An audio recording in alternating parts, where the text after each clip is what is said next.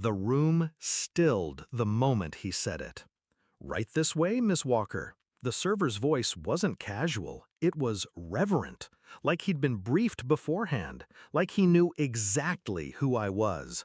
Forks froze mid-air. Champagne flutes quivered between manicured fingers. My father's face, so smug just seconds earlier, twitched, ever so slightly. They knew that name, just not me behind it, and that's when I smiled. I used to be Maddie, the family embarrassment, the artsy one, the creative black sheep among a flock of Ivy Leaguers and corporate sharks. I didn't choose their path, I chose mine: design, branding, storytelling. They called it dabbling. They mocked my tiny apartment, my thrifted clothes, my freelance gigs. "You still doing your little logos and blogs?" my sister once asked, slicing into her filet mignon like she was carving me out of her world. I played along. Let them believe it was a hobby. Let them laugh. I never corrected them, because I was building something. While they played dress-up with inherited privilege, I built a ghost empire, anonymous, powerful, and quietly lucrative. I launched a digital agency, hired under aliases, let others take credit publicly. My name? Never attached. Just initials, just a shadow in luxury campaigns, brand overhauls, corporate reinventions. But every empire needs a face eventually, so I chose one: Miss Walker, a name they'd never trace back to Maddie. Until tonight. I didn't plan to attend my father's 65th birthday dinner. It was hosted at Eclat, one of those hush-hush restaurants where reservations were more valuable than gold. They'd bragged for weeks about getting a private dining room there. My invite came last minute, a pity gesture, I assumed. They expected me to decline, stay hidden, stay small. But I showed up, in black satin, custom-tailored, not a label they'd recognize, one of mine. Hair slicked back, minimal jewelry, confidence weaponized. They didn't recognize me at first. My brother whispered something about her actually showing up. My mother offered a brittle smile and commented on how refined I looked, like I was a rescued stray. I let them have their moment, right up until the server approached. "Miss Walker," he said, "we're honored. Your usual champagne?" Silence. Thick and immediate.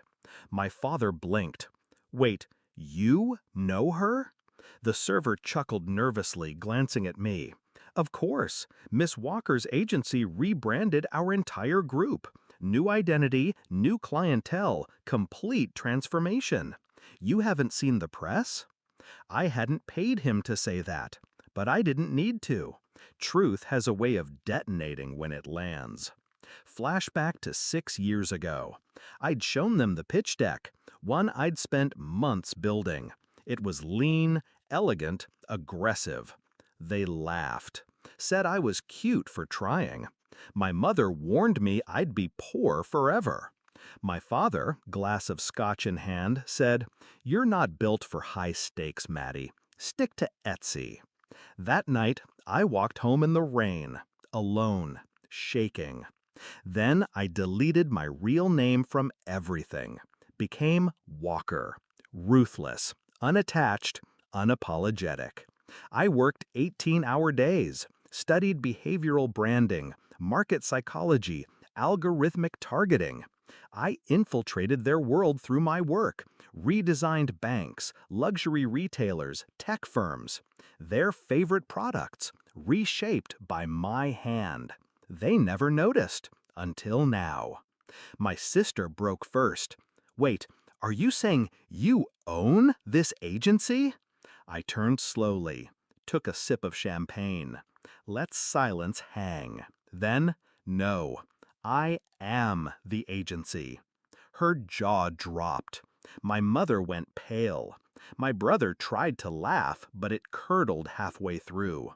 My father stared. "You're Miss Walker?" he asked. I didn't answer. The maitre d' appeared moments later. The executive chef would like to personally thank you for your work with the brand, ma'am. If you'd like to tour the kitchen. I waved him off gently. I'm dining with family, I said. Family. The word tasted like ash. That night wasn't revenge, it was revelation. But my revenge? That came earlier, when I found out my father's company was struggling, hemorrhaging clients, plagued by a reputation problem.